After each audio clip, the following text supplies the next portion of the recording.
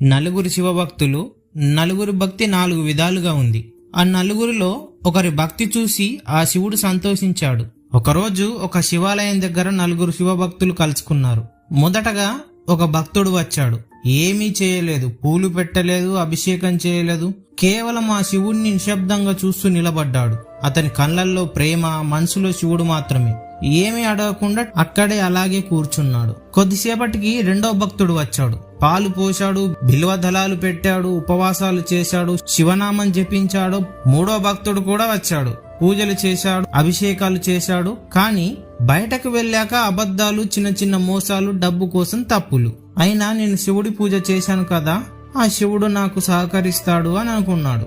ఇంకొక భక్తుడు వచ్చాడు.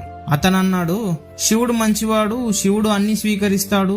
కన్నప్ప మాంసం పెడితే తిన్నాడు, నేను పెట్టిన తప్పేముంది, నేను తప్పు చేసినా శివుడు క్షమిస్తాడు అని తన తప్పుల్ని సమర్థించుకున్నాడు.